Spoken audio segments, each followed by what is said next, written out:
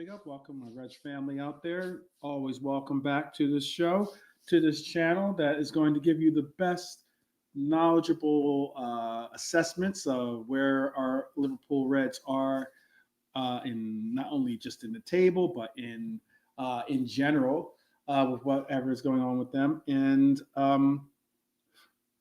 let's just get right into it. It's I know that a lot of people are happy that it's Friday.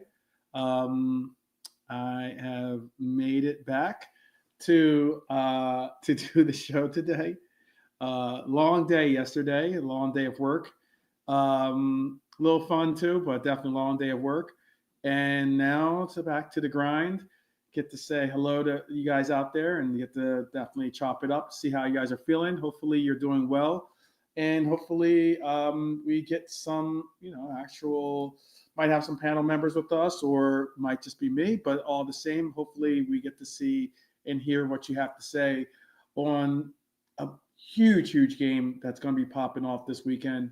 Very, very big, but more so than not, 2 wins on the bounce, clean sheets in both of those occurrences. A manager who finally sounds like exactly like what this team needs, which is not making excuses, but coming up with just the assertions of, look, assessing what needs to be corrected, giving praise to the players that are filling that role, and also putting them into positions so that they can achieve what they need to do on the pitch, and that is exactly what we'd like to see with a good manager or coach, however you want to reference them. I know there's a distinction between the two for some when it comes to manager or coach, but this team needs this, man. This team needs honesty. It needs to be demanding. It needs to be obsessed with doing the simple things right. Consistently, though, that's the big word, consistency. Tonight we lock in on Arne Slot's city plan. He had his press conference, and there's a lot of things that were said in the press conference that were very interesting, very intriguing to hear, eye-opening type stuff that was really cool. We'll also get into why Robbo's form is a feature, not a bug of this squad. Something that has been, emphasized by myself quite a bit, despite some of the purveyors out there trying to convince you elsewise. So we have a lot of Jedis out there that are trying to tell you these are not the droids you're looking for, but all good. And we're going to talk about how Wirtz is being deployed on the pitch now, how his role has adjusted and been slightly, augmented to be a little bit more prosperable for him. It's an interesting perspective when you look at it what he's got to do. But it is what it is. It is what it is. Big up, Harrison. Big up. Big up. You'll never walk alone for sure, my brother. Definitely. I hope that you're well, and I appreciate the support. Definitely. Big up, Nems. Big up. Everyone's starting to find their seats in the theater. So let's do this. Definitely. We're also going to talk about what really swings the Etihad. There's a bunch that's going on. Pep had his own press conference, or has had his own clips of what he's had to say. And yes, we've got receipts for the Virgil slander. We're going to definitely get into that again. Some particular people have started to finally acknowledge the fact that what they said was out of line and are apologizing for it. So we're going to get into that, update you with that. So let's go. Let's get into this. Let's get into this first segment. The first segment that I have for you tonight is going to be Arne Slot's press conference. He broke down the blueprint of what is making the DNA of Liverpool currently. Slot set the tone with what I am about to say. Okay, so he said this: I only focus on ourselves. Consistency. Translation of what he was trying to say, people, is cut the noise, stack the habits. And that's what we want to hear. That's what we want to see. Cut the noise. You can come out and do all the PR style, press answers when you're asked by the press. Well, you've just lost. How do you feel? Like, you have this cut and dry, cookie cut style answers that you'll see, but cut the noise from all the distractions out there and stack the habits. He admitted we lost more than usual. Now we've won 2, which is a step in the right direction, but it's only a step. But the job is to keep the 11 healthy, the starting 11 healthy. The starting 11 is a very interesting thing because our coach has come out and said that he doesn't have a set starting 11, which is very interesting. Why I find it interesting is because it is a case where he is telling people that there are positions on this squad that you can step up and fill. And that's really, really important. But keeping the 11 healthy is important as well. So the details, we got to keep them tidy, of course. He kept the details tidy for us by saying on Wirtz, Slot was crystal clear. He said he's not just a 10. He's more than just a 10. In his own words, he can play off the left like he did at Leverkusen. At Leverkusen's 3-4-3, and the goal is to keep him around the box or slightly wider pockets to spam chance creations. Now, I've been openly vocal about I'm not very interested in seeing him be played on the left. I would like to see us get a more traditional, a more kind to the eye 10 that is central, that can obviously roam in that midfield, but would be more central, would be able to create some real opportunities and creations for our strikers, if not our wingers, but certainly our strikers. But that's how you weaponize his first touch, and that's how you can disguise a lot of his interactions by putting him out on the left. So I'm not completely against it, but I'm not in love with trying to stick him out on the left because honestly, I do like Cody Gakpo. I think he's a phenomenal player. And it's not that I'm trying to say I choose Cody over Wirtz, but what I am saying is that on that left wing, I would rather see Cody on that left wing than Wirtz because I would like to see Cody's more central. That's just my own prerogative, basically, on some Bobby Brown. But I wanted to talk about my left back, Andy Robertson. Robbo has been gaining a lot of steam with a lot of people lately. There have been certain shouts to say that he was, there were games where it just looked like the game had, like, I won't say passed him by, but it looked like he was spent. It looked like he was knackered. He was trying to find his way back to whole. And there were points and places where Robbo definitely could have had a better game. However, Robbo is always going to fight, and he's always going to, put out his best, reach for the best that he can provide on the pitch. And 3 starts in 7 days, nearly the full 90 last time out. He is calm on the ball. He's solid in duels. The over 30 chatter is getting, I think the over 30 chatter is lazy. It's why when I referenced Robbo last year, especially, I was taking a lot of flack for Robbo. People were saying that he's done and washed and everything else. I was saying that there will be a time when we phase Robbo out of being a first team player. However, he does bring all those qualities I just said earlier. He does bring calmness on the ball. He does bring some trust from his mates in that back line. He does bring some consistency in knowing where and what to expect from him when it comes to certain aspects of the game. And I know he's over 30, but he is still got something left in the tank. And I want to see Kirkez, who I am very, very bullish on.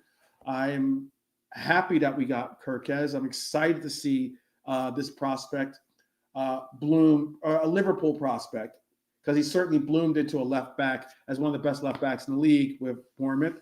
But I'd like to see him bloom into a Liverpool left back, because the stage is a tougher stage to hold as a Liverpool player. So I'm excited to see what Kirkez can bring.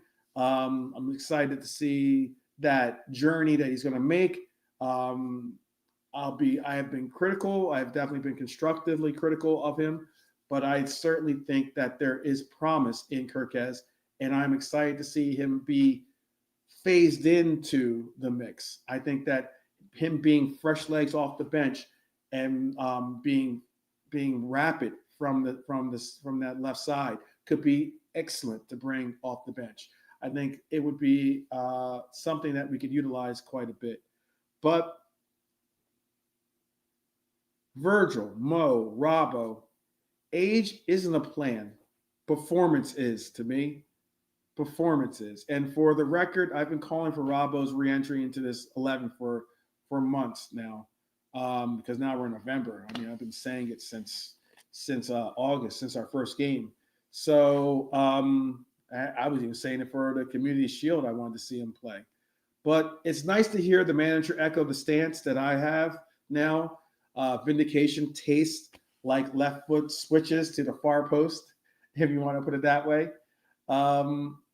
And some other good news that he gave us was that Isak is training once again.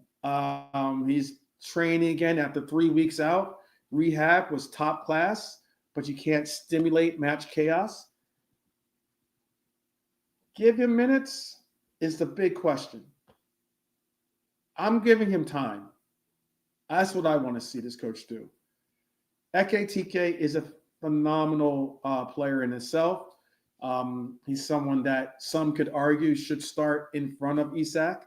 So when it comes to giving Isak minutes, absolutely. I'm cool giving him minutes when he is fit and ready. I'm not going to risk him when it is a 50-50 scenario where he could get injured.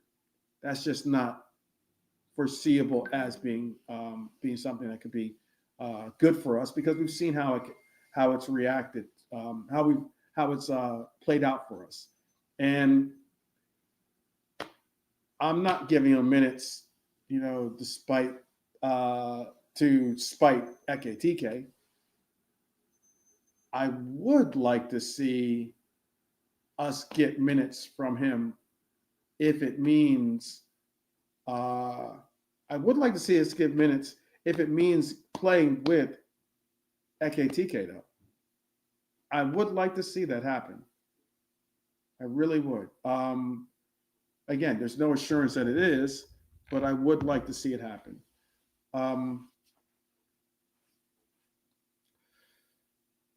Szoboszlai. Our coach talked about Szoboszlai in the presser. Szoboszlai is an absolute fantastic player, but not only that, he is a very intriguing story that is developing for us. I know that Szoboszlai hit the ground running when he debuted for us. A lot of people were very excited about, his milk test or something like that, where they do the whole like testing a player's fitness, and he was on some Milner standards when it came to his fitness levels, and people were very excited for good reasons. And when he hit the ground running, I mean, he hit the ground running. He came out, he scored in his first couple of games, or scored. I forget which game he scored in, but I know he scored in his first couple of games. He did have a goal, and people were saying the Hungarian Gerard. Now, simply because he's wearing the number 8. Now, I'm not going to go as far as to call him Stevie G Reborn. That's not what I'm doing. I'm going to call him Dominic So Boss. And I think that's what we have to recognize. He's a player that fell off for a little bit during that first campaign. He fell off to the point where people were calling him. People fell off. People were taking back the Hungarian Gerard comments. People were quickly trying to deflect and move away from recognizing the contributions that he makes on the pitch by covering for Mohamed Salah, for covering on the right side for Trent occasionally when he would go forward. He was putting in a lot of work, basically. And I was trying to make note of that, but the pushback was you don't get an award for running a lot. That was the pushback. And I think people were looking past the fact that he's not just running around the pitch and doing laps. He was making some real contributions, but it was hard work. It was work that doesn't necessarily get the accolades that the goals and the assists do. And because so, people weren't recognizing, I think personally, that it's valuable. Slot took him from being an 8 to pushed him over to being a 10, and he had him be the workhorse, the main spark plug in our engine for the midfield. And again, he was doing the extra work. He's putting in extra time to cover and provide a lot of the intangibles that we need on the pitch. People were once again unhappy because he wasn't shooting enough. He wasn't scoring enough. He wasn't assisting enough. He's not a 10 in their eyes. He wasn't the 10 they want in their eyes. But sometimes what I've been emphasizing is you have to recognize when players do bring actual contributions to the pitch. And what I mean by that is sometimes they're not getting goals. Sometimes they're not getting assists. Sometimes they're not getting the assist that leads the assist. But they are opening up channels. They are tracking back. They are doing the hard work. And Dominic's been doing that from day one. That's the reason why I've been one of his biggest supporters in mentioning those simple facts. And I've gotten a lot of pushback again from my fellow content creators, and I've gotten a lot of pushback from the chat, not you particularly, but from those sometimes in the chats.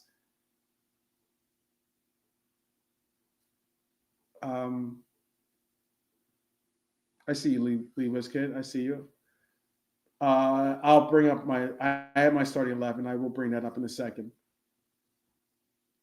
And I think this year, people that were so venomously against this player are now so ironically so all about Dominic Szoboszlai. And it's cool. People can change opinions. just acknowledge the fact that sometimes, even myself, sometimes we don't get it right. And when you do, I'm going to give you praises and props because I know I do for our chat. I know I do for our panel. I try to make an effort to do that. I try to remember if you're the one that was giving praise for this player or trying to bring out certain qualities of the player that we should recognize, I think you should be acknowledged. You should be vindicated. It's not about playing quote unquote victim or playing any of that crap. Wash that to the side. That's usually someone that was yelling and screaming bloody murder. And now that he or she is going to be held culprit or held accountable, they all of a sudden want you to just move on. So, I love the fact that Arne Szoboszlai is playing excellent for this team and that he's becoming a real team leader. He always was, but he's becoming even more of a vocal team leader now that Trent's no longer part of the team too. So, it does present another leader vacuum that needs to be filled. And Szoboszlai's been outstanding with and without the ball. Slot highlighted Dom's off-ball work these last two matches. Above all, he did say he's been above his own already high standard, and that matters at the Etihad. We're going to need that kind of level of exertion, that kind of level of energy, intensity, and it's going to be something that we're going to definitely need to see. So we will hope that he can bring it and continue to bring it all year.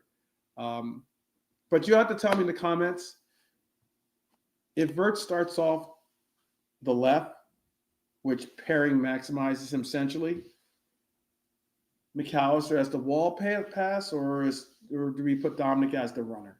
It's a real good question. Real good question.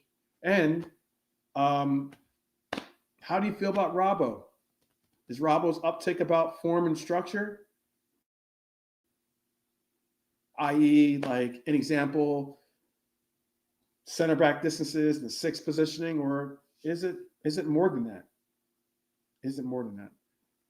I'm going to get into this review of the game, or not review game, a preview of the game, excuse me, because City versus Liverpool is going to be a big one. Form stakes, 3 dual axes, basically. City and Liverpool both are going to be reset for this weekend because what you've done in the past means nothing for what you have going on right there on that Sunday. And that is a battle that is going to definitely frame and shape the top of the table. The table pressure is real. Arsenal's ahead. City a point up on us. Obviously, fine margins everywhere. Slot called the Etihad one of the most difficult challenges. That's the direct quote. One of the most difficult challenges. That's what Slot referenced the Etihad as being, and I think he couldn't have. I think that might be even an understatement because the Etihad is a near impossible place to get a W at. It's not impossible because we did it last year. But it is very, very difficult. I think it's been at least 7 years. Before that win, it had been like 7 years or something like that. Something ridiculous that we had gone without a win at the Etihad, which is pretty wild. Pretty wild. But then again, Manchester City's record at Anfield is very similar too. And Slot's right under this pretense. Our last 2 displays showed structure, bite, and key pressing synchronization. I think Sunday's key matchups are these. And you tell me in the chat what your key matchups are. My key matchup for Sunday's match is the Cyborg. Haaland versus the VVD. The league's most terrifying striker versus the best aerial / positional governor on the pitch. Haaland's returns are light against us. Virgil's angles should rob him of a runaway of goals. Haaland hasn't performed exceptional against Virgil, but I'm sure he's probably looking to make this a first of many. My other matchup that I have, and I think this is going to be a key matchup, or some might say as key as the Haaland versus VVD one, and that is Cherki versus Gravenberch. Cherki floats and feeds the cylinder. He was very, very good at feeding Haaland in that last game. But Ryan's glide press and ability to carry the ball forward from box to box can snap traps and turn defenses into 3v3s. So that's why I'm intrigued to see what Cherki and Gravenberch displays. The final matchup that I'm interested in keeping an eye on, O'Reilly versus Salah. A young fullback's engine versus the Pharaoh's gravity, let's call it. Most recent defensive buy-in is huge. I know why I brought this up, because I know, shout out to Fozzie, LRFC, big up Fozzie's channel, and Fozzie himself. Fozzie and I were speaking on a panel, and on that panel, it was Quasi Bolt, big up to Quasi Bolt too. On that panel, Fozzie brought it up.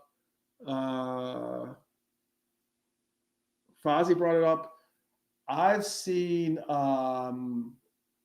I saw Mike Das bring this point up to an even more extreme measure. And that is saying, he went as far as to say that that Mohamed Salah was ghost pretty much the entire game. He only had 10 minutes of actual good play. That's at least Mike Das. It's not Fozzie, that's Mike Das' statement. But Mohamed Salah in that previous game, and I've noticed it, and it's something I've said, something I've been calling out. Again, vindication is a beautiful thing. When you see not only the players start to do what you're asking for, and you're on record for asking for, but when even the coach starts recognizing it.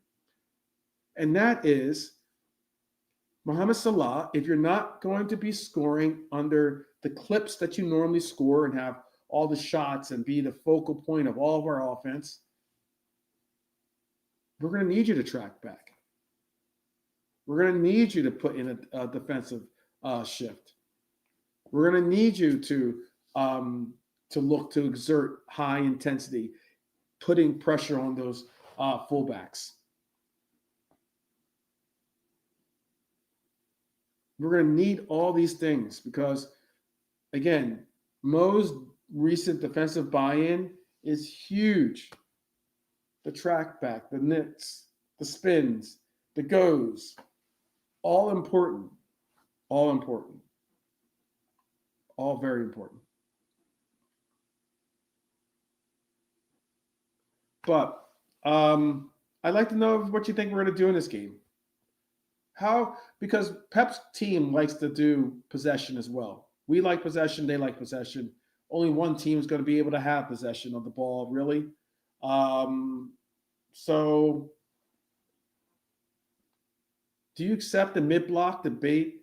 Do you expect or accept a mid-block to bait City's fullbacks? Or do you press the first pass to Rodri, who I don't think is going to play, but to like Gonzalez or whoever they are, or whoever they're going to utilize as triggers? It's going to be something. I personally think that we should attack. We should do the type of counter press and type of pressure based system that we did against Villa. We got to keep them on the front foot. Try to pressure them into giving the ball, not to Virgil. Virgil is very good with the ball, but or even Stones. I don't know if Diaz or Stones are going to start. I have to figure out which one I put down as my starter.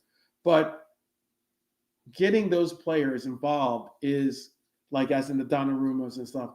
That's where I want to see the ball being orchestrated. Like as in that's where I want to see. I want to see forcing Donnarumma to do first touches. Donnarumma to be the person that distributes the ball. That's important. That's definitely important. Consistency isn't doing the same thing. It's solving the same problem faster. That is a quote that needs to be remembered. Consistency isn't doing the same thing. It's solving the same problem, but faster. We need to do that this Sunday. All of us, breathe. Woosah. Reset. It's going to be something. It's going to be something. It's going to be something. All right. Game plans, people. Game plans. Starting 11s and predictions. I'll give you my head and my heart as well. My likely City 11 is going to be Donnarumma, Nunez, Diaz, Virgil, O'Reilly. Pep says no risk. Raji might still be short. If he sits, City's rest defense is more fragile on second balls. So it'd be interesting to see who he starts instead of Rodri. But Nico Gonzalez, Cherki, Foden, Doku, Holland will round out the rest of that 11. I don't know who he's going to start. Maybe he starts Silva or something like that as to balance out his squad. My likely 11 for Liverpool: Marmardashvili, Bradley, Konate, Virgil van Dijk, Robbo. Midfield: Gravenberch, McAllister, and Szoboszlai. Front line: Salah, Ekitike, and on the left, I'm putting Gakpo. I want to see runs from Wirtz. Don't get it twisted. I want to see Wirtz start. I would prefer to see Wirtz start in this game. But that would mean that you'd have to make a sacrifice, most likely from the midfield. If not, you're going to have to make a sacrifice on that left wing. I would like to see Cody start in this game. I think Cody could be dangerous in this game. I really, really do. Curtis Jones is back in training, which is fantastic to see. He got a couple minutes in that last game, but also he's back in training, which means that he could get some extended minutes to that bill. Isak's a chance that he doesn't start. There's a chance you might see him off the bench. Be fantastic. Frimpong is the only name on our list that is, not only. Leone is also on our list that definitely we won't see on Sunday. Structure looks balanced versus Madrid, versus Villa, but we need to keep the distances, keep the press compact, and hurt the weak side when City overcommit. That's at least my analysis. Hurt the weak side when City overcommit.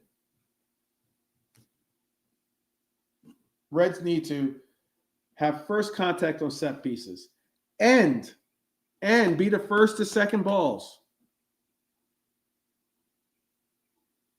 Our Euro look turned into league conversion, and that's something we need to have continue. The Salah isolations versus O'Reilly, don't crowd the lane. I want to see Mo dance. I don't have the clip that they have on Coppish, but I want to see Mo dance.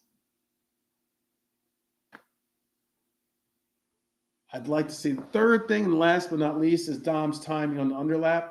He needs to arrive, not wait. and he needs to attack. He needs to be assertive. My prediction is 2-2. That's my head. That's the old noggin telling me be prepared for a draw. Be prepared for Desmond to make a sermon. My heart says 3-2. Late transition punch with some fresh legs. And we get it done. We get it done. What else I have also is an ask of if and when Isak does get on the pitch, would you like to see us transform into the 4-4-2? I would like to see us do the 4-4-2. But we'll see. I would not be surprised if Kirkes starts either, Lee. I would not be surprised if Kirkes starts either. Because it could be a case where he is it could be a case where he is going to try to not press the envelope with Robbo. He's had 3 good outings. There's no point in testing the envelope.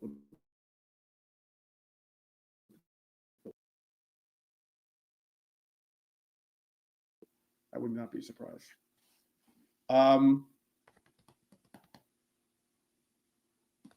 This part I wanted to get into. Sorry. So let me get this straight here.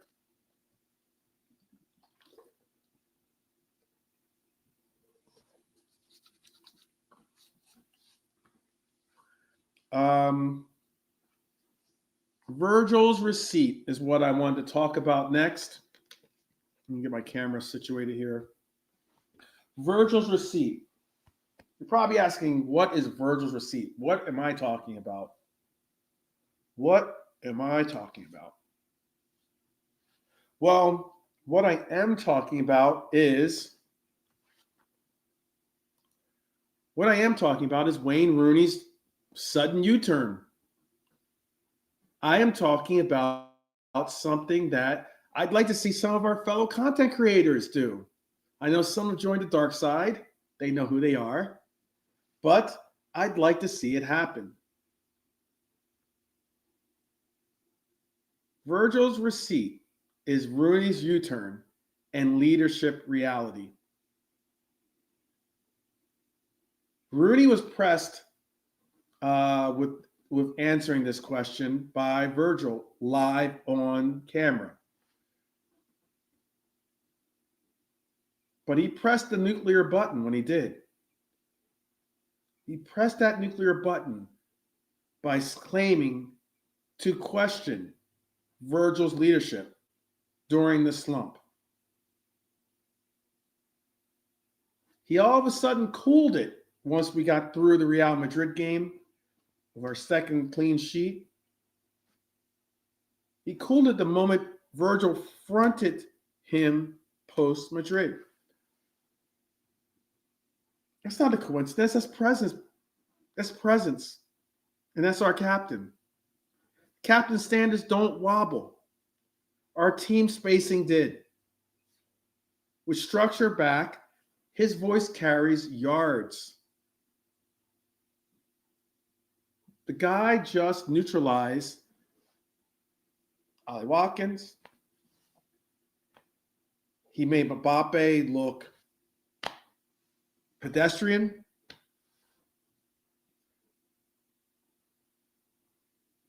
Three days apart. Now we have Wednesday, Thursday, Friday, Saturday. So we have 4 days apart for him to do the same to Holland. And I'm hoping leadership isn't just all about the chest thumping. It's about repeatable control under pressure. And people that aren't going to say people that won't admit or at least give him the credit of 9 out of 10 times being Superman on the pitch when it comes to our defense, you are kidding yourself. Even Superman has to change back into Clark Kent every once in a while. But I'm happy to see that Virgil got his flowers from Rooney, and if not even from Rio too. Rio Ferdinand actually came out and said some real surprising statements. What do you mean by surprising? Meaning like he came to Virgil's defense, considering Rooney is his former teammate. He came to Virgil's defense with the comments, which is cool. Very, very cool. Very, very cool. I'm going to transition from that to Pep's 1000th game, Rodri's caution, and the transfer radar. I have some interesting. I brought up Guehi versus Slotterbeck yesterday. I'm gonna actually bring up some transfer updates or news that I've just seen that might make some people happy to hear. But first, let me hit this, which is pretty wild, is that this will be Pep's 1000th game. He still calls Liverpool his favorite rival, which is he's had some great rivalries. He's had some really great rivalries. Obviously, he coached Bayern, and he coached Barca, and now coaching City. To say we're his favorite rival is something of an honor. And I'll say compliment accepted. This is an honor to be their favorite rival. Not necessarily because of the results that we get here or there, because it's pretty much even. It's not like one team has a solid hand over each other when it comes to at least this era of Pep at the helm. But he also hinted at they won't risk Rodri fully until he can sustain the workload that he's going to be needed. And this is something I've been saying from the very beginning of the season too. Having known you out there in the chat, you out there watching us on the replay, if you're a Reds fan, you very well know what it took for VVD to get back to the level of VVD that we were associated with, that we were accustomed to.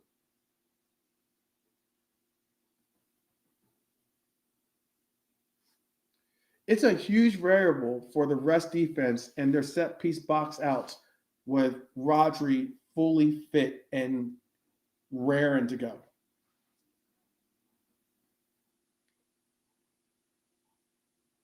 But he's not going to most likely be in that starting lineup. Meanwhile, our house, when it comes to this transfer news that I'm talking about, what it is that I'm referencing is keep stacking robust performances and keep your eyes open for January. That's the plan that I'm suggesting.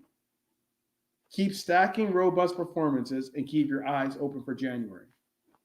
Because that January, despite me thinking that this wasn't going to be a probability, and I'm not saying it's a high probability, but there is a remote chance now, apparently, that the Guehi door may reopen. And another door that might open is the Wharton door. Some people have been calling out for Wharton for quite some time. He'd be a welcome addition to bring into the team. Talented player. Very talented player. But none of that matters if we don't perform now. But it's smart to hold the radar steady. I'm interested to see if we end up going back in the January market for Guehi. I don't know if you guys believe that we will, but I'm very interested to see whether we do or we don't. I'm extremely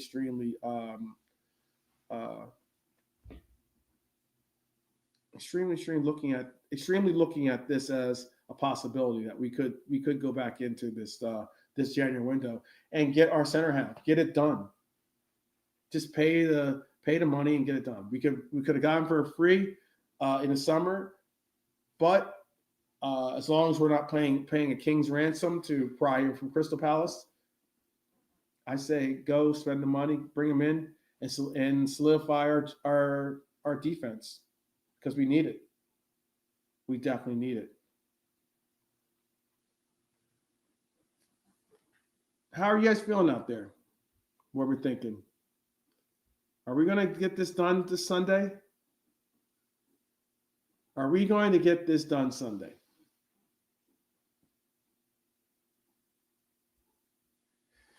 We were constantly losing, Arne Slot joked.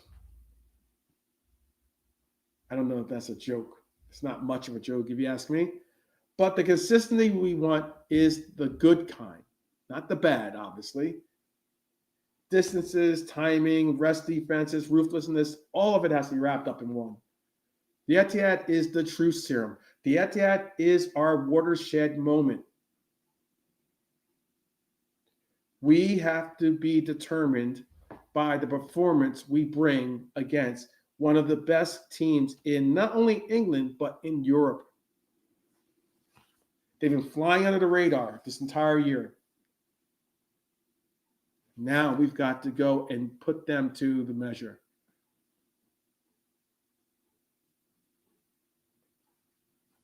I say bring your lungs, bring your nerve, let the football do the talking, right? I told you that my head says 2-2, but my heart is screaming 3-2 to our mighty Reds. 2-1 is what Lee is thinking. Okay. I am hoping that we can get a win out of this game, because that would be huge. I'd like to go into the international break on a win streak, points in the bag, and keep it moving.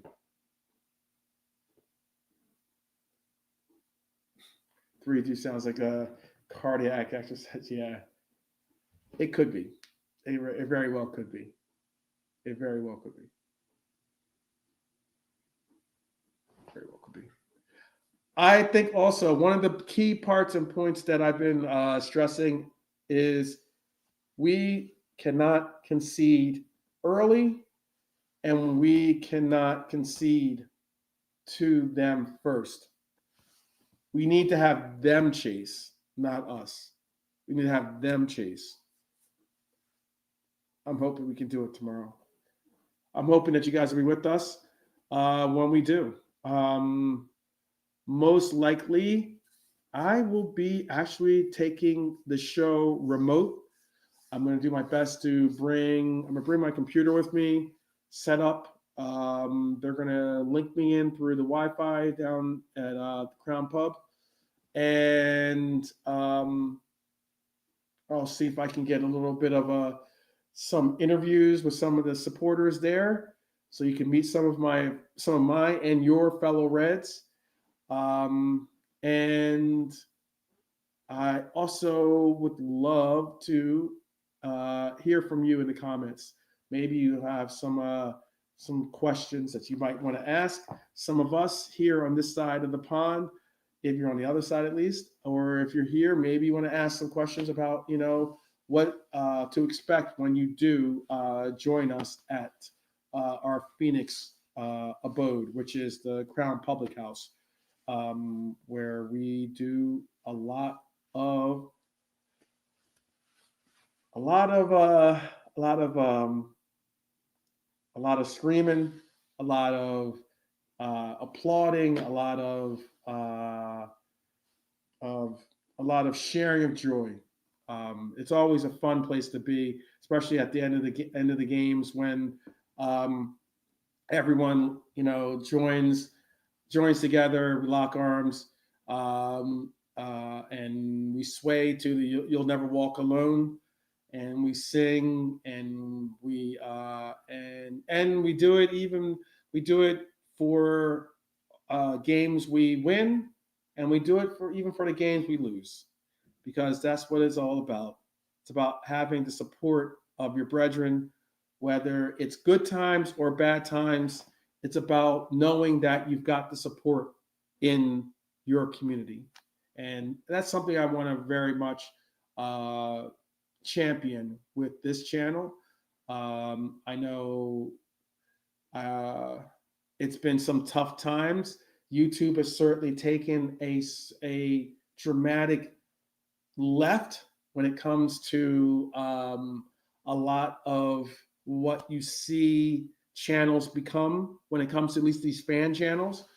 Um, and I think this is more than just a fan channel, by the way. This is I try to do my best to uh, dip into my journalism degree. I try to do my best to recognize that there are some real great stories out there. I do my best to try to bring content that's going to be engaging, that's going to be inclusive, that's going to be uplifting, and certainly enriching when it comes to knowledge and the likes. So I hope that you share that with others. I hope that you push for them to join this debate here on this channel, maybe, or maybe have me go onto their channels to bring a different angle, maybe, to some of the content that you're seeing on the interwebs, as they call it, right? Is that what they call it? I think. I don't know. Maybe not. But yeah, shout out to my boy Beltran, by the way, too, who's I believe watching this now. I think he's in Houston at the moment. He might be in Houston. He should be in Houston by now. But shout out to Beltran, that's my homeboy. Um, and I'm converting him into a Liverpool Red supporter, by the way, because one of his favorite players is El Nino. He loves Fernando Torres. He's Brazilian. He's a Brazilian guy, but that's one of my homeboys, and had a great outing last night. So shout out to him, and shout out to him being hopefully welcome with open arms by us as the Reds community. Obviously, that's a no brainer. Lee is asking, so do you think Pep will play their natural game? That's a very good question, Lee. Do you think we're going to play our quote unquote what's developing into our natural game now? I don't think that. I don't think that we should expect the common expectations of either of these teams tomorrow. I think it's going to be a lot of adapting, adjusting. I think there's going to be a lot of corrections when it comes to halftime by both teams, because I think there's going to be a filling out period. I do think there will be a blitz as well, meaning I think that they're going to try to get Holland involved early. I think they're going to try to get him something off of possibly even a corner or something along those lines. Oh, big up, Lee, joining us. All right.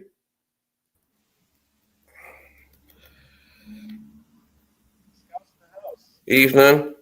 Evening to you. Big up, Edward. Big up, Edward. Lee had a question. Lee Wizkid had a question, actually, Lee, and maybe you can give a better answer. Do you think Pep will play their natural game? Do you think he's going to play their natural style, or do you think he's going to adjust it? He got beaten by Arne Slot last year at the Etihad. Yeah. So does he go in with his same basic plan, or which Arne was able to outmaneuver last year, or what do we? And now that we have some form, some shape, some fitness to our team, do you think that Pep changes it up?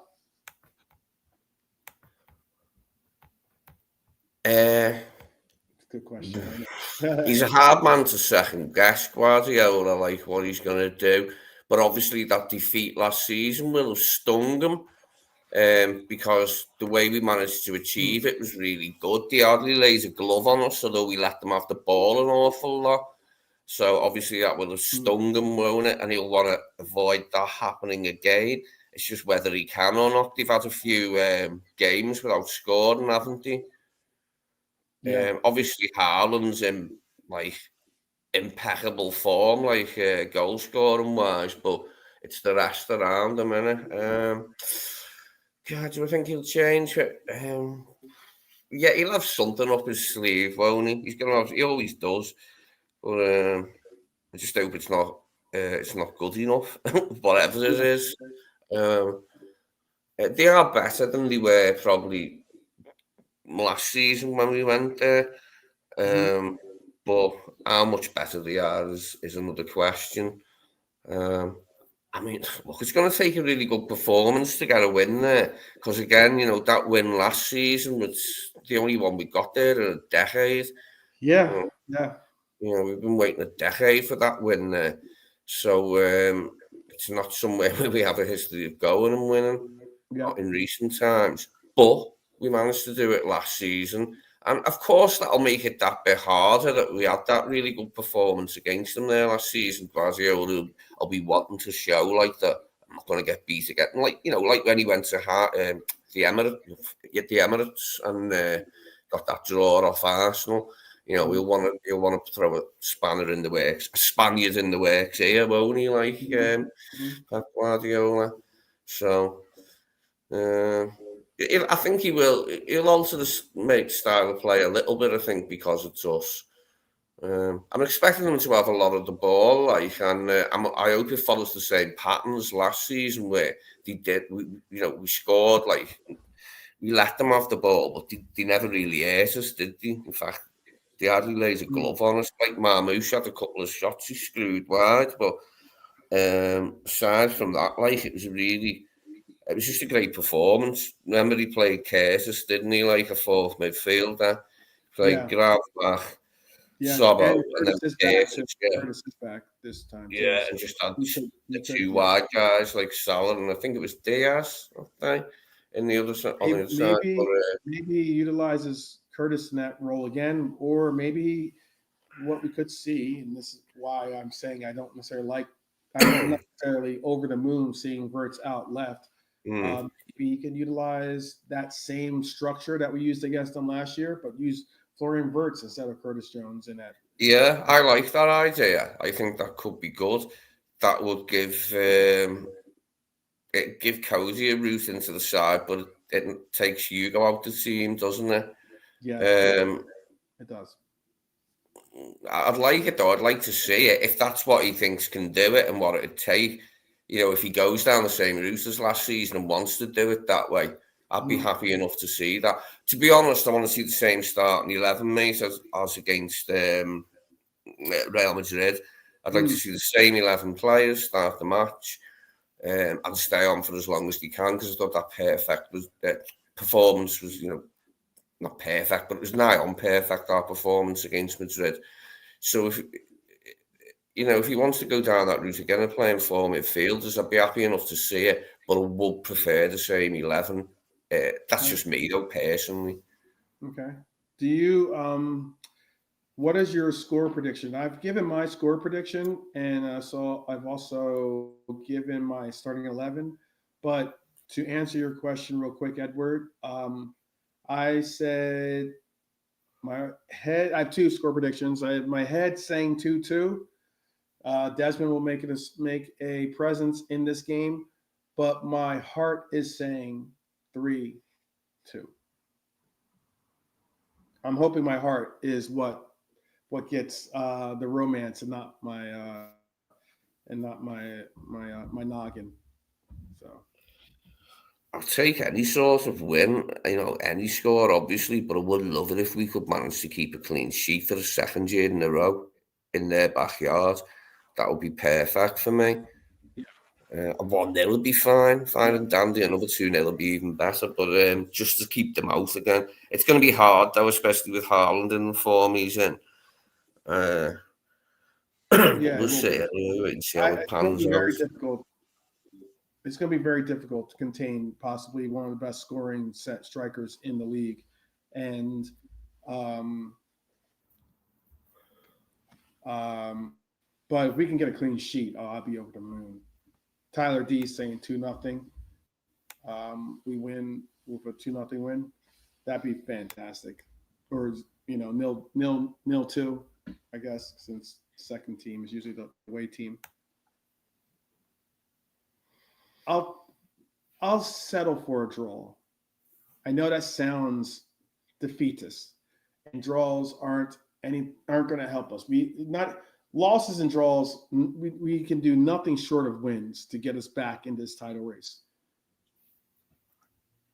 However, getting any type of point at the Etihad, considering what Lee, going off of what Lee just said earlier, a decade of not getting draws or getting L's.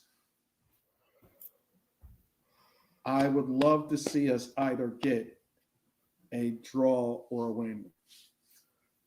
And obviously, I would rather see us win, but my head is telling me 2-2. Yeah, it's telling me 2-2. Who do you have? What is your score then? What is your score? Mm. Mm. 2-1 to us. Okay, so you have 2-1 up. Mm. Who do you have scoring? Who do you have starting the party? Is it Haaland or is it one of our Liverpool Reds? What, the first goal? Mm-hmm. Us, yeah. If we're gonna win, I Okay. think we'll I think hopefully that's a need to key go in point. front rather than going behind there. Yeah, Yeah, exactly. us to score first, yeah. In fact, us to score second as well, and theirs to be a mere consolation. How's about that?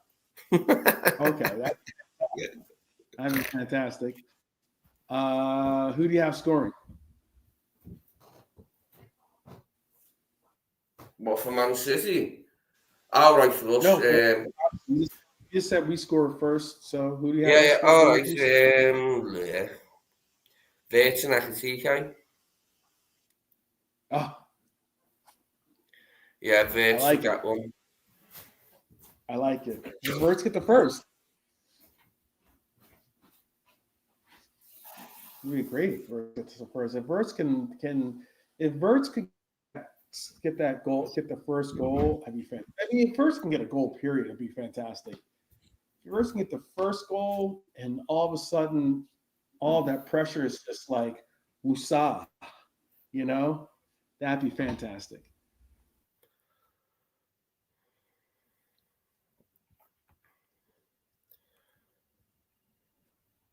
Or that breather goal, not necessarily the game winner if we win 2-0, but still it is the goal. It is a goal that gave us breathing room. That would be phenomenal.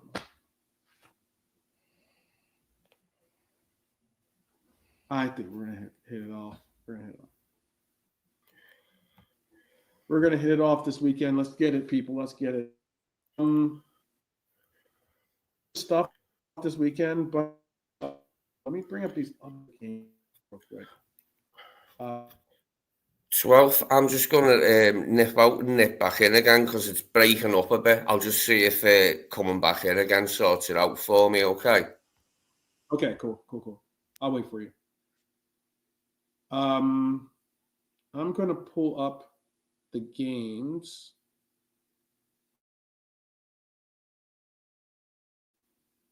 I do have some picks.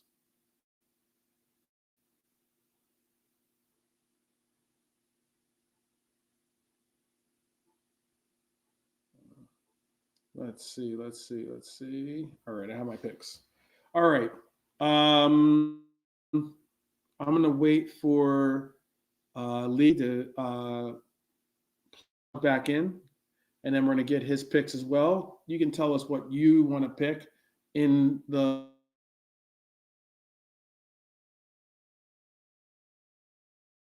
on the docket. Let's see. Some very good games on the docket.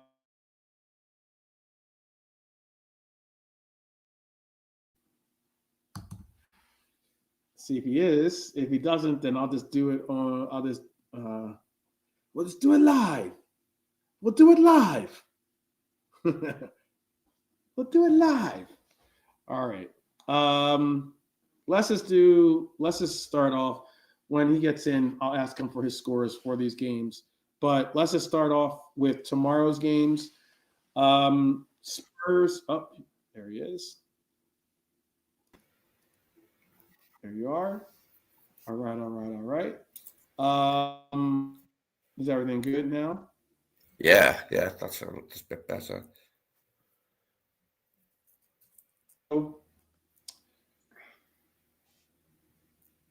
Spurs versus United. Spurs versus United. Spurs have just lost, haven't they? The first team I call out is the home team. So if I say Spurs versus United, it's in London. Mm-hmm.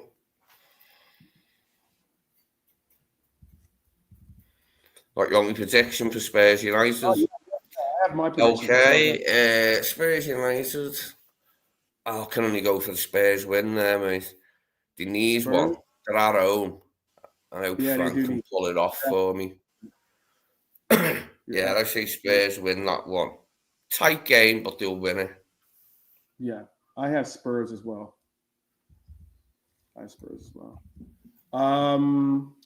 Lee's calling out a 2-0. That'll be huge against them, against United. United need a humbler, and Spurs have been for Manchester teams. Spurs have been their kryptonite for a bunch of those teams. For a bunch of United is United equally as well. I think it was it Son got a hat trick against them, I think, or something like that, or I had to look it up, but next game, Everton, Fulham. Yeah. Marco Silva back in town. Well, he's not where he used to. Not at Goodison anyway, but let's see. I'll go for the draw in that one. If you were, I know they're happy with their current coach right now. You know, they're happy with Moises, but taking him back, if you're an Everton supporter, considering what he's done with he's done a good job with Fulham, I think. That was the last time they were half decent was under him. After he left, he went really shit. That's just in my opinion. Same thing with Martinez as well. I think that was the highest, the highest finish they had in ages. Like that 8th season under Martinez. When we nearly won the league under Rodgers, 13-14. I think they finished 6th. 5th maybe, but they got into the Europa League. I mean, Moyes is an improvement on Dyche for them, I think. How much of an improvement? Don't know. All right, where are you going with it? What are you doing? I'm going Everton win. I went for a draw, so I'll stick with that and not change my mind. Okay. I don't know if Lee or whoever else is in the chat wants to throw out their prediction. You're more than welcome to join us on these predictions here.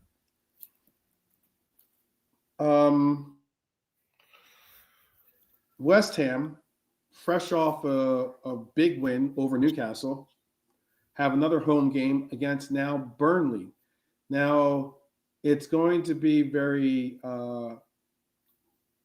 telling what Nuno can get out of this game, um, all things considered, because West Ham was in a real bind with their form.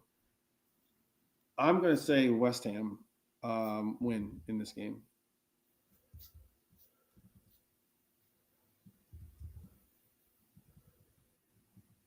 Who do you have, West Ham or Burnley, Lee? West Ham.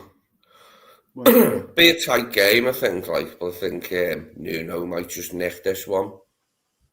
Mm-hmm. Okay. All right. Second to last game on the weekend is Sunderland versus Arsenal. Sunderland versus Arsenal.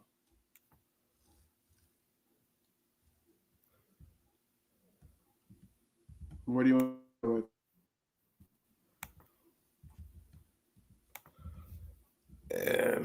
Arsenal win, sadly. Yeah.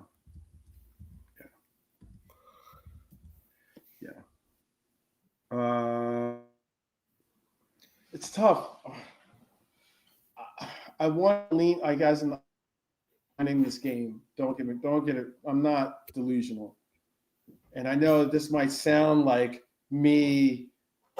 It might sound like me saying this because we need a result. Like I want a result. We need Arsenal to fall off a little bit so we can kind of pick up some momentum or some steam. Again, like it's the reason why us getting a draw doesn't help us necessarily too much, considering that we would have then we'll be ceding 2 more points to Arsenal. So I am leaning towards saying Sunderland get a draw in this matchup. They're at home. They're going to play Arsenal tough. Arsenal are going to score a goal or maybe 2 off of set pieces. But who knows? Maybe Sunderland can do the same. Maybe Sunderland can do the same. I'm hoping that they can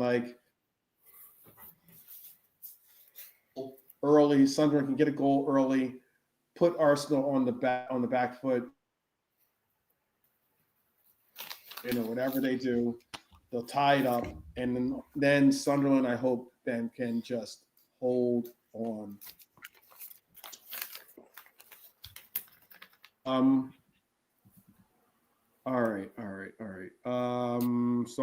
Songs 4K says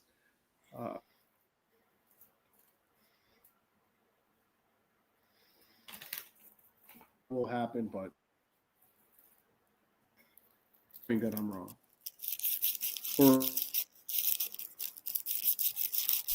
Next is Chelsea versus Wolves.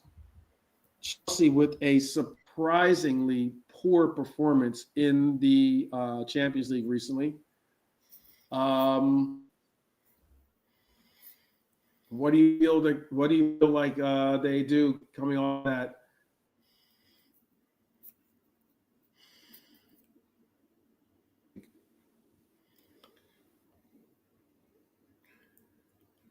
The bridge. I'm going with Chelsea in this game. Who do you playing? Chelsea Wolves. Yeah, Chelsea. Wolves are struggling big time. Can't see them getting anything, mate. They look weak, don't they? Sadly for them. Don't mind Wolves. Got nothing against them, but they look shit there. Might be a change of manager. It's a game for Chelsea. For Sunday's games, the day that we will be the feature game of the Sunday, we're last game of the block. First on the bill is Villa versus Bournemouth. I have Uh, by the way, I have Villa in that game. Villa Bournemouth draw. Draw? It's at Villa Park, yeah, I reckon a draw. Okay. Emery versus Raiola.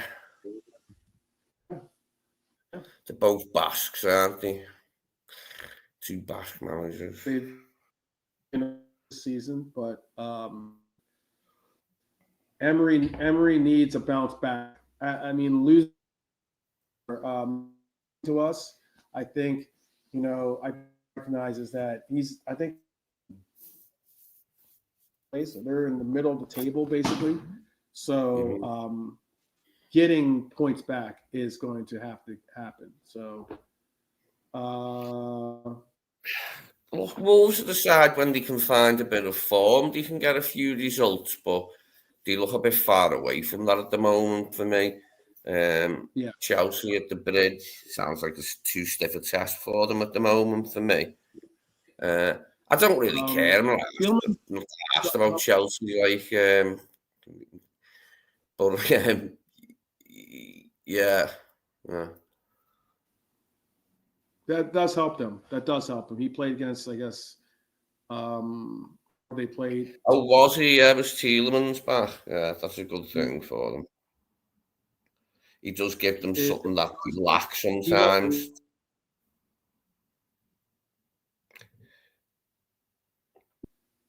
Next game on the docket, Brentford versus Newcastle. Newcastle just had a really bad loss on the road to West Ham. They did perform in Champions League, but they had a bad loss on the road to West Ham. Got one, I believe, what the score was that they got beat. I have this though as a draw. I think that's my first draw of any game. I'm going to go with a draw in the Brentford Newcastle game. What are you feeling? Yeah, a draw sounds about right. With them losing their last game, I think they'd be good enough to get a draw down there. Possibly even a win. Fuck it, yeah, I'll say a Newcastle win. Wow. Okay. Yeah. We're going, Lord Rodney's is with you on that one. Newcastle win. Okay.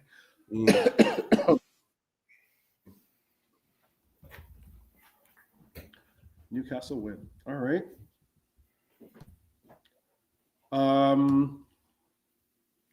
Crystal Palace facing off against Brighton.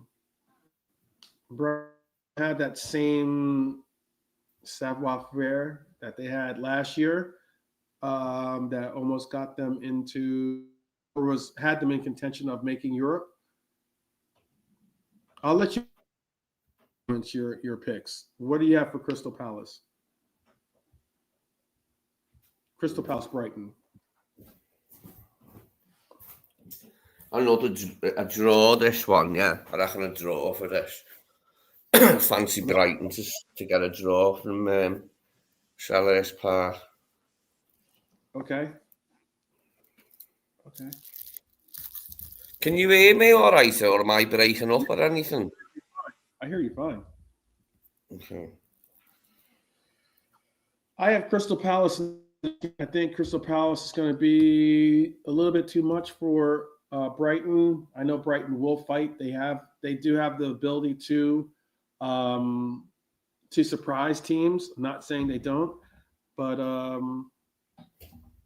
Crystal Palace, I think it's.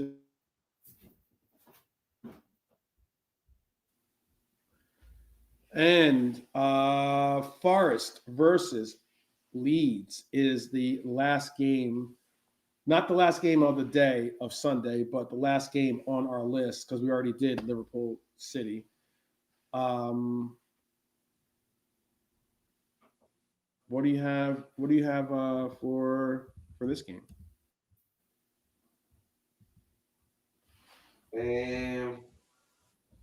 I'll say a draw. Okay.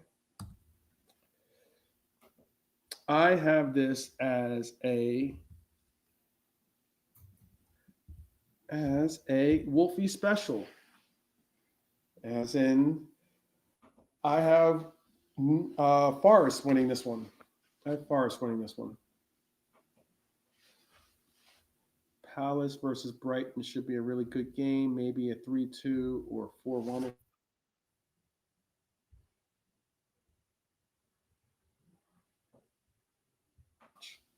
I think it'll be an entertaining game to watch.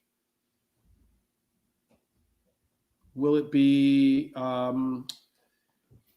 think it'll be entertaining. That's all I can say. But there you have it. There you have it. 1-1 Forest, Lord Rodney saying 1-1 Forest. So he's with you on the draw. Okay. All right. 1-1 draw. What was the other score? Someone else put a score in the. Yeah, I think Leeds will go for a draw there. You think Leeds can get a draw there? Yeah, if they play okay. They have struggled a bit, but they've had a few results. Yeah, I'd back them to get a point there. Why not? Okay. All right. Two former giants of English football. Go ahead. Two former giants of English football, Forest and Leeds. Yes, they were.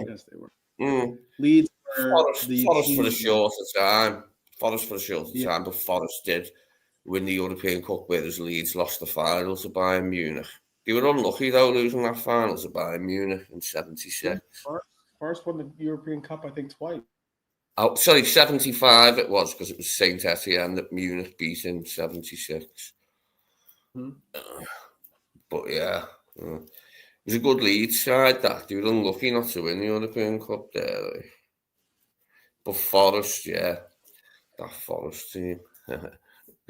They weren't that good when I was a kid. They were still in Division 1, then the Premier League, but they'd fallen away, Forest, and went contenders to win fuck all usually.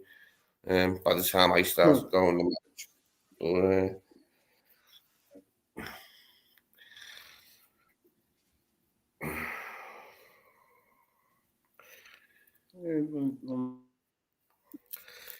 That's the crazy thing about Forest. They only won the league bloody once, but they won the European Cup twice off the back of it. One Division 1 title to their name, but 2 European Cups. Oh my goodness! This is apparently from one of the ITKs, something live that I just saw get posted to my feed. This is according to Indy Kalea. We understand Liverpool have presented an offer to Bournemouth for Anthony Semenyo for around £65 million. Bournemouth will release player if clause in the contract is met. There is a special clause for 3 English clubs only. He only has 3 English clubs that he is willing to have trigger that release clause. And one of those 3 teams is Liverpool Football Club. So according to Indy Kalea, Liverpool submitted a £65 million offer to sign Anthony Semenyo from Bournemouth. How are you feeling about that news?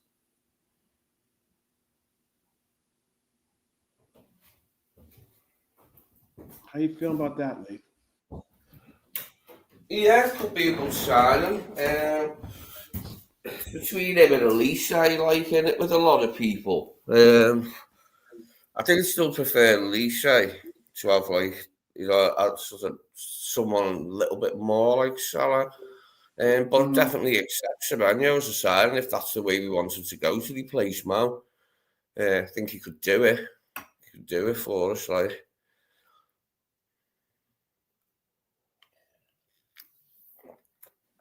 What do you reckon the likelihood is on them selling them in January? That won't happen, will it? Like, it's not going to be in January, is it? Yeah, that's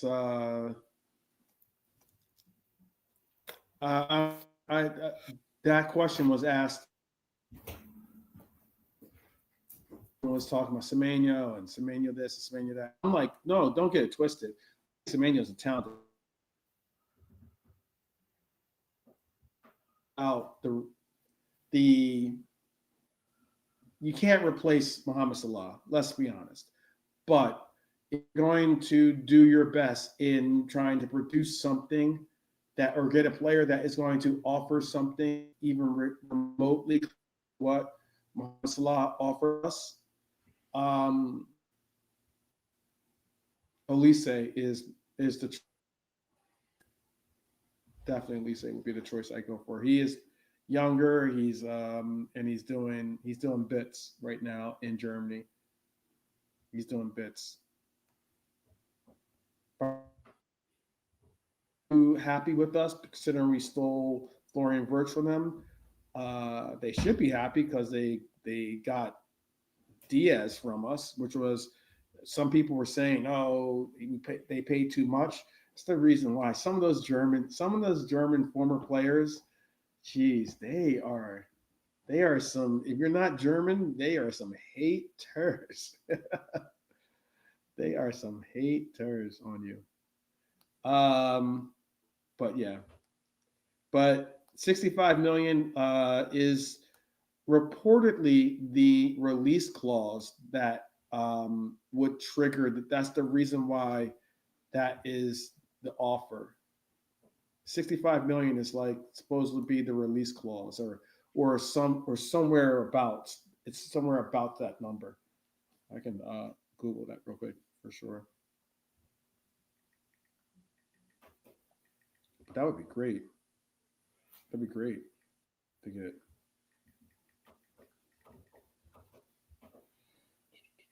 Yeah. Anthony Semenyo's release clause is not publicly confirmed, but it is reportedly over 65 million pounds.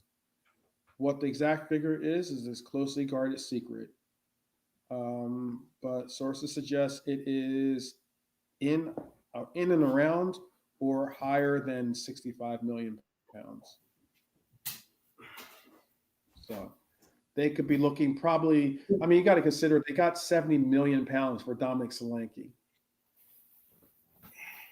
They got 70 million pounds for Dominic Solanke. They could get 65 million or 70 million for Semenyo. They should be over. We got nearly an extra 10, didn't we, when Spurs bought Dom Solanke? I think it wasn't. I think it was 9 we got, like, as a sell on, yeah. Under 10 million, yeah. It was a good deal we made for him, like, he did his best for us at the time, like, and that. But it was a good deal we made for him, wasn't it? We got a good price and then got a sell-on clause when he joined Spurs. Yeah.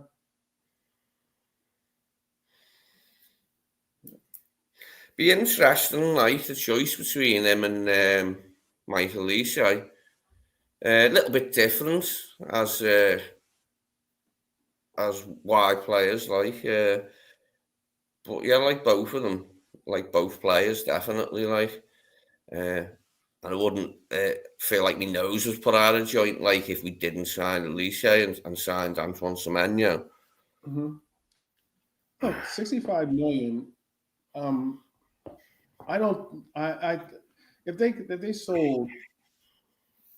If they sold their Solanke for 70 million, chances are the release clause is probably 75 million. And I think that normally when you hear a number that is posed by a team to another team, it is either going to be on the dot because they're not trying to play, negotiating, or it is maximum 10 million pounds off. There's no way. There's no way. thanks, crap. I'm having a phenomenal day. Had a great evening. Eating Brazilian food. It's always good. I love Brazilian food, by the way. Love Argentinian barbecue and Brazilian barbecue is like some of the best food out there. You can't go wrong.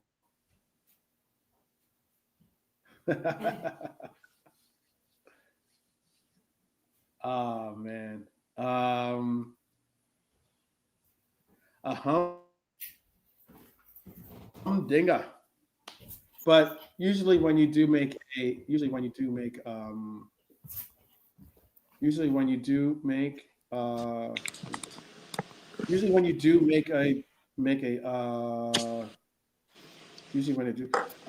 Beltran was incredible last night, by the way. He tore it up. It's Brazilian house. So you could ask JK. I don't know if Lee listened to it, but it was good, bro. Nice. I gave a little sample of the vibe. Banging. Yeah. It was like a Liverpool match. You know what I mean? Yeah, it was all red. Yeah. It was nice. Yeah. He does the greens, obviously, the reds and greens, because greens is a Liverpool color too, but he does the reds, he does the greens, because green is like very, greens and yellows because of Brazil. Blessed up Rasta Club in the chat. Edward. One of his favorite players was Fernando Torres, by the way, too. That's why I was like, that's why we're El Nino's one of my favorites. That's how it is.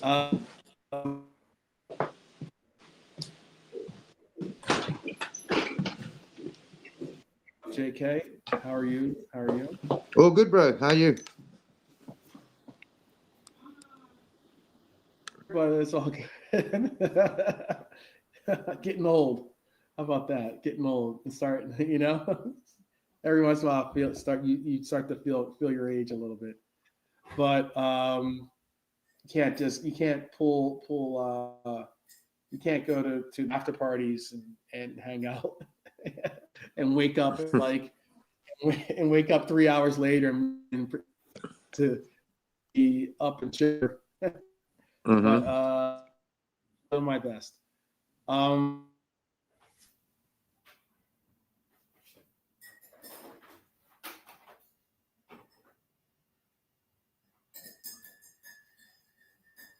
You wonder why I was on one yesterday. Talk like that.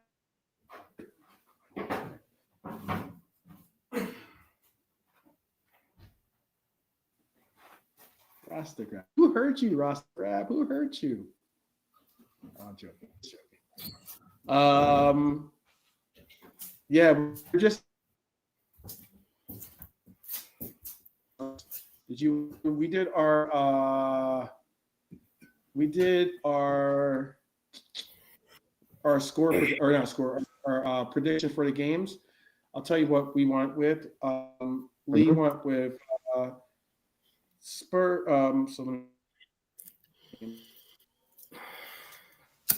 Spurs United. Both of us went for Spurs in that game. Did you want to put in a pick? Yeah, Spurs 3-2. Yeah. Spurs. Okay, you give me scores too. All right, 3-2. What the scorers? Yeah. Yeah. We just a loss. You can give scores if you like. Yeah. Just for me, Tottenham to win. That'd be cool. Yeah, I've gone for Tottenham in a tight one. A tight win, but they'll win. That's what I'm saying anyway. That's what I'm hoping as well. Don't mind a bit of the Al Spurs. Like, the only other club that, like, I've ever had any slight affection before. There isn't Liverpool in England. And yeah, so go ahead, Spurs. I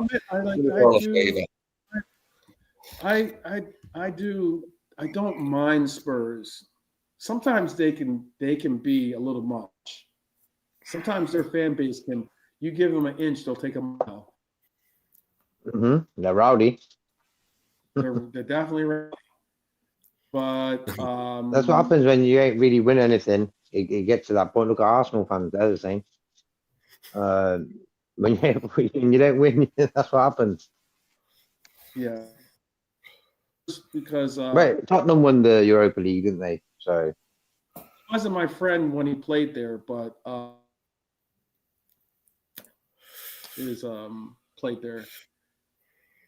Dempsey's. I was saying to Rodney before on Brian's channel, like how much I enjoyed, obviously seeing them beat Man United, but like I watched them in '84 win it on penalties against Anderlecht.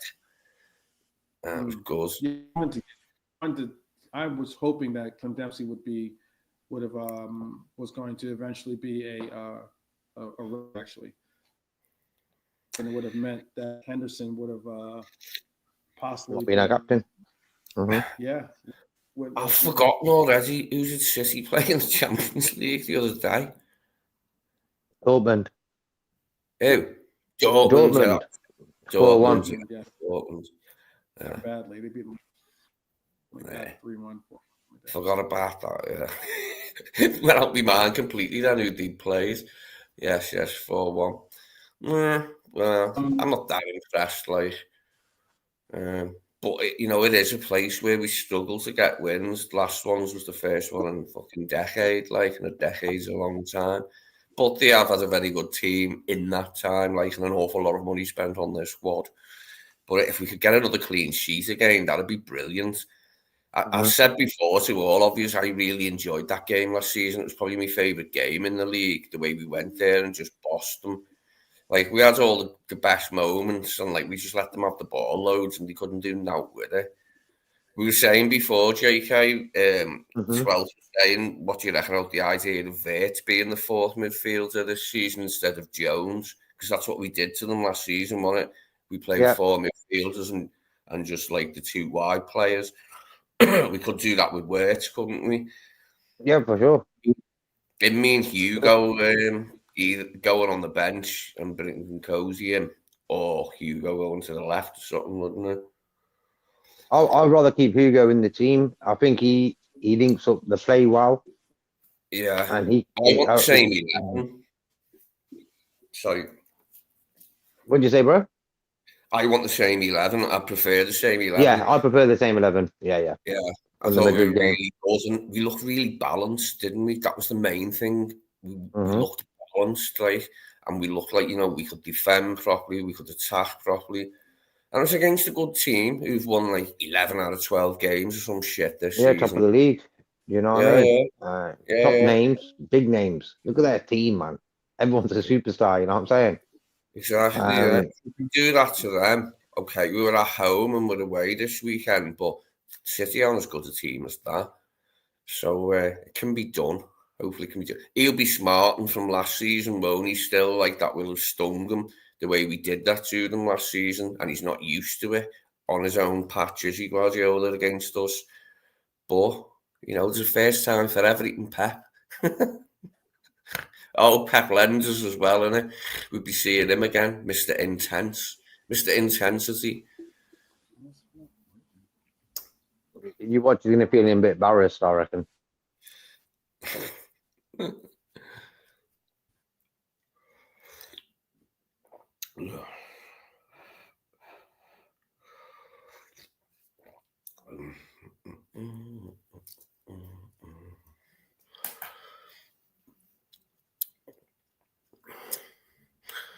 That was I prefer Elise to Semenyo.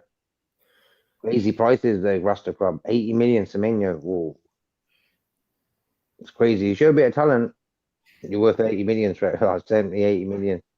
He's a good player, don't get me wrong, but 80 million? Crazy. Yeah, I do like the look of Elise as a successor to Mo.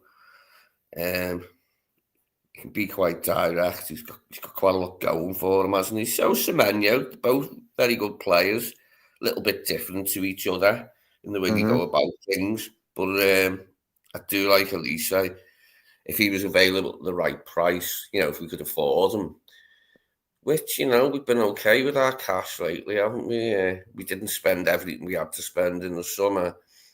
we haven't had the money for Elliott yet, and we probably won't bloody get it if he continues to be out of their side, the Villa side. But you know what I'm saying? We could afford it probably, couldn't we, like, next year? It will be next year, won't it? Like, you know, it's not going to be in January. Be talking about next summer, wouldn't we, for either of them? Even Semenyo, like, because, you know, Bournemouth aren't going to let him go now in the middle of the season. No, I mean, I don't think we'd be. I don't think we're looking. We don't need him in this No. early. Yeah, this is something for the summer, isn't it? The summer or for next January. How come no one likes Liverpool, Rodney? Because at the end of the day, every club's like that. They don't want to pay over the top. We did it already with Wirtz and Isaac. So no one likes Liverpool because we're unique and we're the best in England. Nothing else. Every club tries to pull the best deal out for them financially. It's a business now, football. So what's his name? Levy at Stockman. He's been doing it for years. Unique. Come on, who's like us, Rodney? There's no team like Liverpool in England. Oh, we're the most successful as well. I forgot about that. Okay. Who's the bloke who's replaced Levy? I've forgotten. Who has it? Who's the name? The main name now? Is it Green or something? Are you guys there? Yeah. You disappeared. You did 12. Green. But what's the fair price, Rodney? Because for me, 80 million is a joke. I am no way paying 80 million for Semenyo. No. That's a lot, like, The internet here was going up. Brian are going great guns. Yeah, Brian's was messing up before 12. Like, he kept having to go in and go out and was asking us to come in and come out because it was farting around. There's something in the air tonight, internet-wise. Mm-hmm.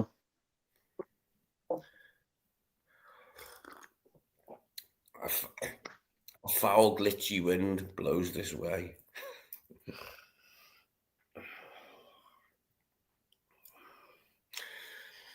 Yeah, it'd be for next summer or even possibly later with a replacement for Mo.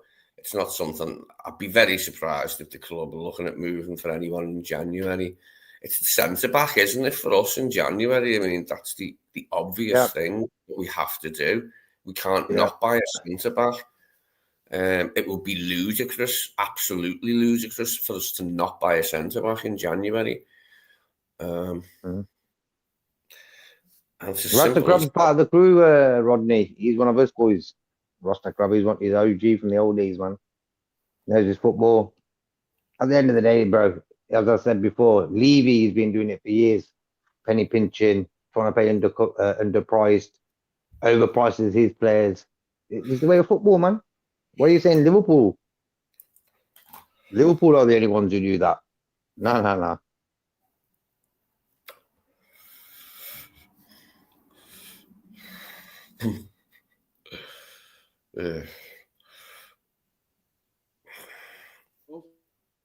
You cool, 12?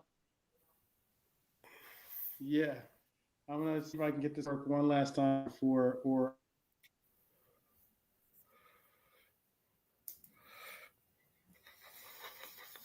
definitely so. Can you hear me? Yep.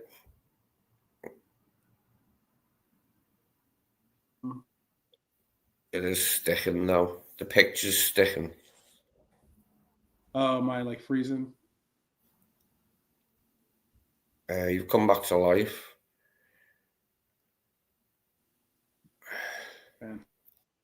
All right, let's try this. Let's try.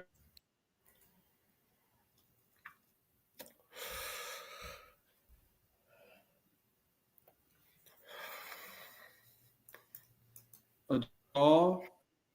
And Lee picked a draw for Everton. What do you have? A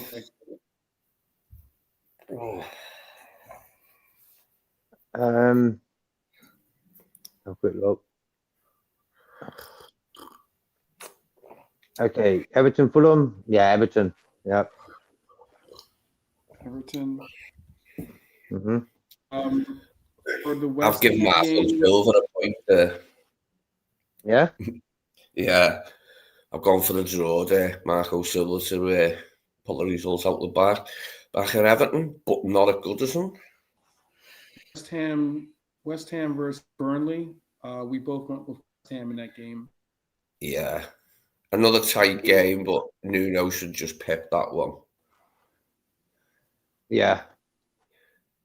Yeah. West Ham. Yeah. Or a draw. Let's go draw. Draw there.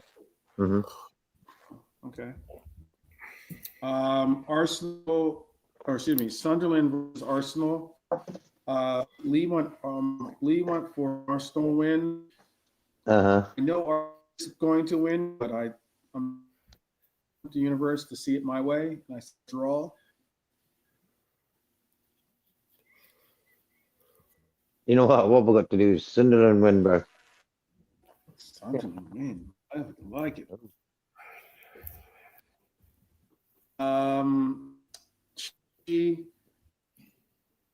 We want. I think we're going to pick on Chelsea, right? Or do you think Wolves are going to win? Draw. Chelsea there. Yeah. The other games are Villa versus Bournemouth. Lee went with a Villa. Who do you have in that?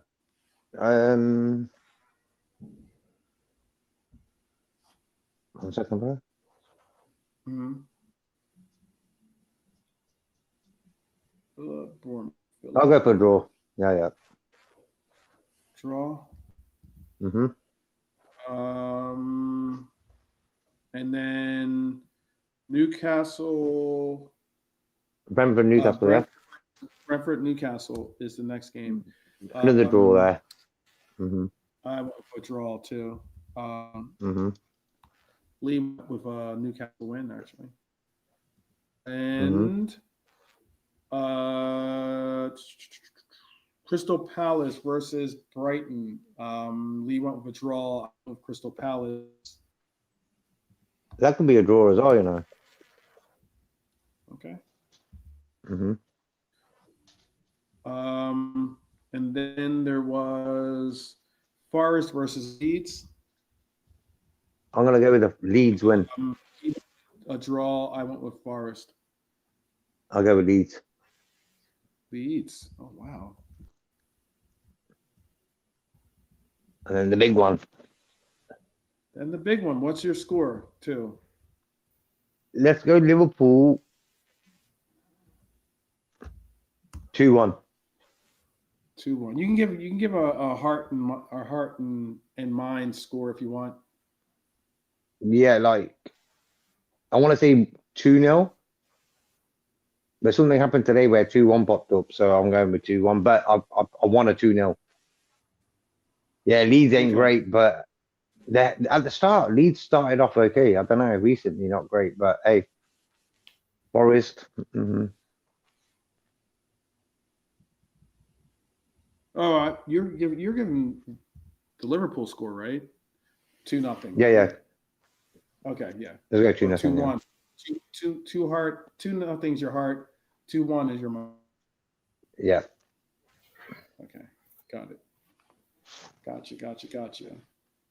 With my scores were Desmond is what I'm thinking, and 3-2 is what I'm hoping.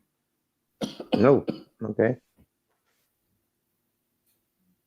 And I think Lee went with 2-0 as well. So you have a 2-0. You have a clean sheet brethren in Lee. All right, mon frères and mon swears, we are going to be wrapping this up before my internet acts any bit weirder. It'll be on good settings for tomorrow. We will have a game. We'll have a show tomorrow. We'll do a review. We'll also bring up maybe some of these picks that we got and see what we got right or wrong.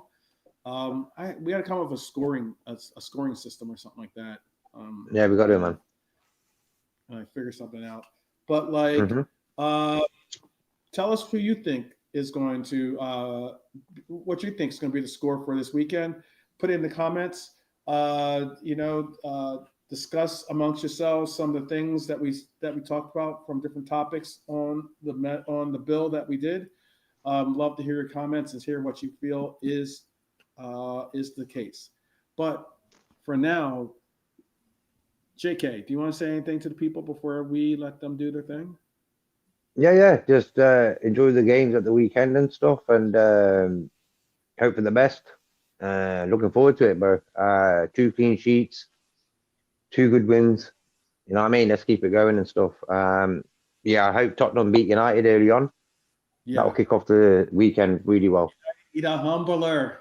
They need to be humble. Dude, United fans, United supporters I saw an episode of footy. Like I watch a lot of YouTube. I support, if you're a Reds supporter, even if I don't agree with your opinions, I still support your I still support your channels, and I still drop thumbs up. I obviously mention your channels when I do reference them. So I do my best to at least give your channel respect.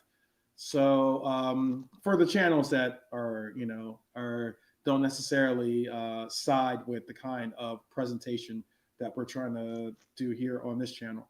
But this one wasn't even a Reds channel. It was this guy likes Inter Milan.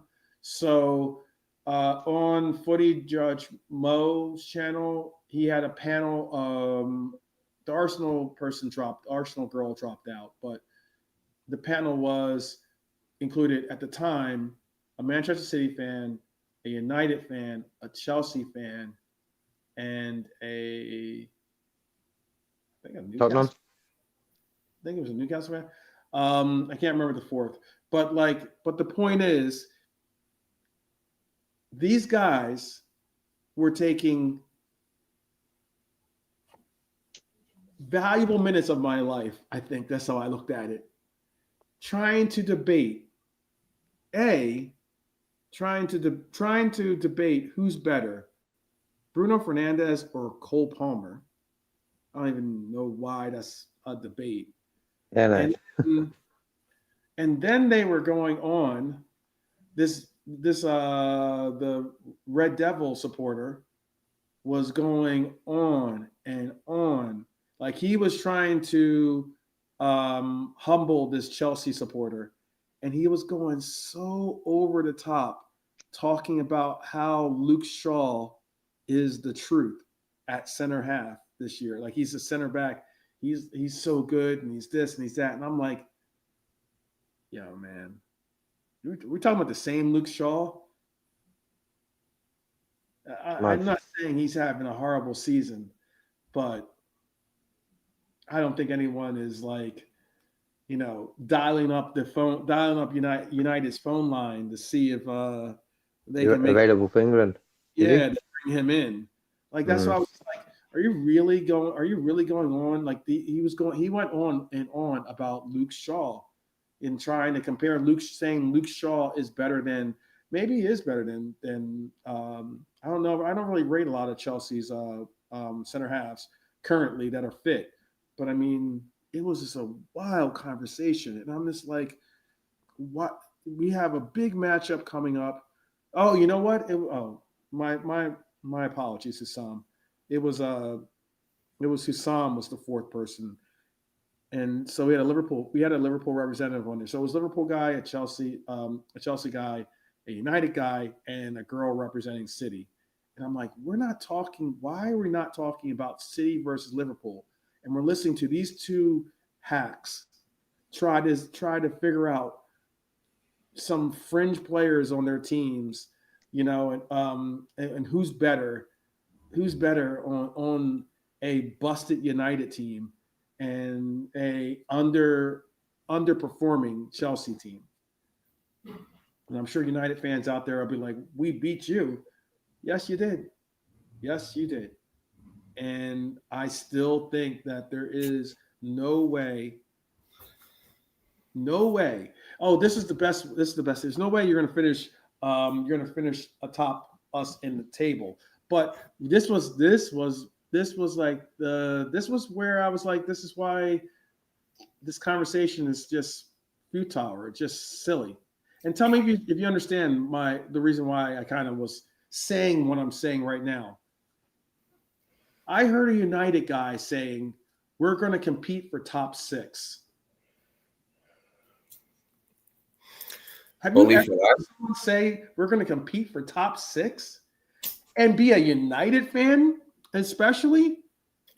Like, you're comfortable as a United. Like, if I was a Liverpool fan having that kind of conversation, there's no way I would be like, yeah, the question is, I think this year we're going to compete for top 6. If I'm having that conversation, I'm in a sunken place. You know what I mean? Like, what are we talking about? Is top 6 even a conversation? Is that where your levels are right now, United? You're popping your collar, talking like you're a part of the conversation again, and you're bringing up top 6. Do you get what I'm going with, or no? Am I alone in hearing that craziness? Yeah, just madness, A team of that name, of that caliber, looking like that. A team of that caliber, that heritage, Mm-hmm. talking about top 6 like it's a freaking thing. You know how bad, how many times people, like when we were going for top 4 that year, we ended up getting 5th place, but we're going for top 4, and us talking about top 4 was ridiculed. Us going for top 4, us saying that, if we get top 4, I'll be happy. That was ridiculed. Mm. That's why I was just like, what are we doing? Like, this conversation is dead, yo. This is a bad starter convo. Top 6, man. And you're a United fan. Talking about Luke Shaw is the truth. Get over yourself, bro. Get over Jesus. He's the truth. He's the truth.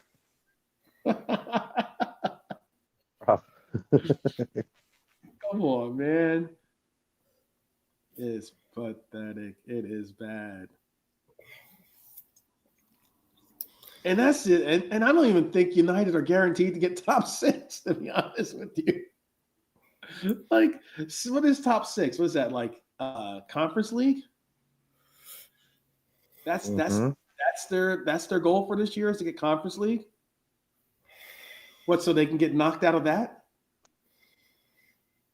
Is that so they can play some team that no one's ever heard of? I'd give them a chance of winning something, wouldn't I? The Europa League was a bit much for them, but they could maybe manage a good shot at the conference. Like, come on, you've got to give them that. I think that the reason why, and Songs for 4K makes a very valid point. One of the only reasons why United have played to even a remote successful level this season is because they're not in League Cup, because they're not in Europe, because they're playing once a week. Yep. They're not scrambling to figure out a rotation of their squad when they're playing, when they're having a game every three days. They're not scrambling to do that. That's why, like, if you were saying, if anything, the Premier League's the only is I mean, you can obviously, when FA Cup comes around, you can focus on FA Cup too. But the Premier League's the only like, this is your top priority. albeit the FA Cup is probably your only viable pathway to a trophy this year. But the levels that have been sunk into to be saying top 6 is our bar is. I would laugh if they got a draw in the 3rd round, if they got Drew away from home to a big Premier League club and went spinning out the FA Cup at the first time of asking. That would add to the merriment. It give them more of a chance to concentrate on finishing 6th or 7th or whatever the fuck it is they think they can finish. But there you go. Our worst ever finish was 8th. That was the worst we ever did. Here. I'll say this. Maybe it's just the moment that I'm in right now, since I'm in some anti-Red Devil mode or something. But I'll say this: I wouldn't mind seeing us play Manchester United in the FA Cup. I wouldn't mind seeing us play them in the FA Cup. Not at Old Trafford. Not that I'm scared of old toilet, but because we've gotten results there, plenty of results at Old Toilet. Recently, at least, we've gotten results at Old Toilet. So I'm not scared of Old Toilet. But I would like to play us at Anfield, and I would like to have a humbler for them as well at Anfield. They beat us in that FA Cup matchup, but that was also at Old Toilet. I would love to knock them out. Anything that they could viably put a trophy on their cabinet with. Whether we win, I would like us obviously to win the FA Cup as well. We still have a viable chance. We still have a viable chance of getting in trouble this year. But I mean, and I know some people might, don't say it out loud. I get it. But yeah, I wouldn't mind knocking at the Manchester after what they've done, after having that win at Anfield and having them all geeked and ready. I want to be able to go into an FA Cup game where hopefully our coach doesn't do some Plymouth settings and play like mad reserves. But I mean, take the FA Cup serious when we face off against Manchester, or if we were to face off against Manchester United. Chances are, if we were or did, it would be a later round anyway. It would be like 4th round or quarterfinals or something like that anyway. So if that was the case, I would love to see us take on Manchester United and absolutely humble them. Humble them. Every opportunity. I love any opportunity to play our rivals and humble them. More so United than City, because City, different settings with City. City's a coin toss sometimes when it comes to going to the Etihad. It's obviously not easy settings, but I'm not scared of Old Trafford, and Anfield needs to be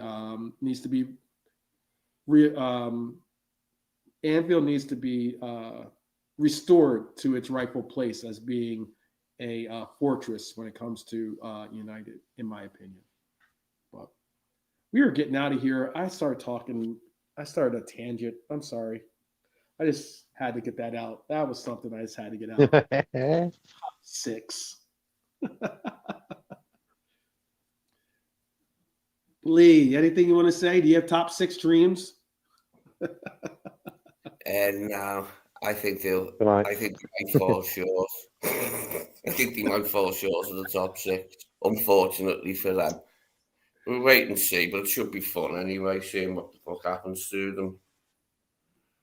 Okay. All right.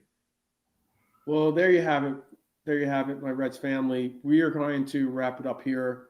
We ended up getting to the 2-hour mark. I didn't think we were going to get there, actually. At first, I thought I was going to end it at an hour mark, and then fortunately Lee joined. Then I was going to end it at the 90-minute mark, and then JK joined. So 2 late goals. 2 late goals, bro. 2 late goals, right? I don't know. this is about the time when Nalante joins in on the conversation. So before he does, then we have to go another half hour or hour or so. Big up to each and every one of you for joining us, for sticking it out, and rocking with us in this episode. If you're watching this on the replay, please do leave a comment. Do definitely leave a like. Leave a like at the door. Use the like as the doorbell to enter the door. But always big up to everyone in the chat. And yeah, bless up songs. Okay. Yeah, say again. No, I was just saying bless up the songs. Okay. Oh yeah, sure. I see that too. But always, my brothers and sisters, definitely up the res each and every time. We will be back tomorrow after the games are all completed. We'll be back with an episode, and I hope everyone will be well rested and ready for that Sunday matchup. So we'll get it in tomorrow. And take care, and God bless.